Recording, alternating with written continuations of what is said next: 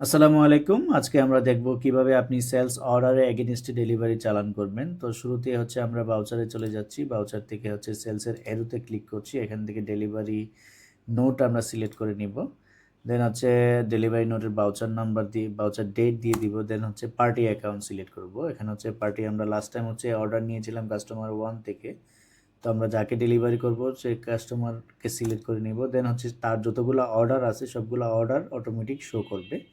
আমরা কোন অর্ডারে এগেইনস্টে প্রোডাক্ট ডেলিভারি দিচ্ছি সেই অর্ডার নাম্বারটা এখান থেকে আমরা সিলেক্ট করে দিব এরপি দিয়ে। দেন সেই অর্ডারে এগেইনস্টে যত টার্মস কন্ডিশন ছিল সব কিছু চলে আসবে। ওকে, বাস আমরা এন্টার দিয়ে আমরা চলে যাচ্ছি।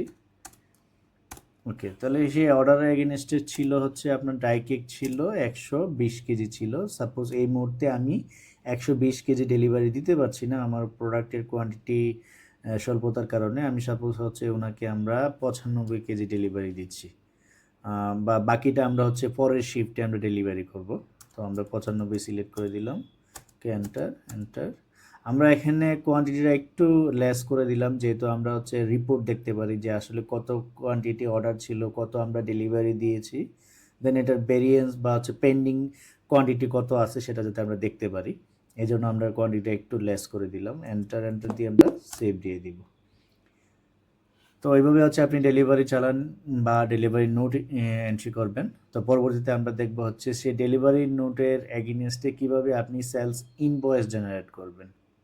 ধন্যবাদ সবাইকে। আসসালামু আলাইকুম।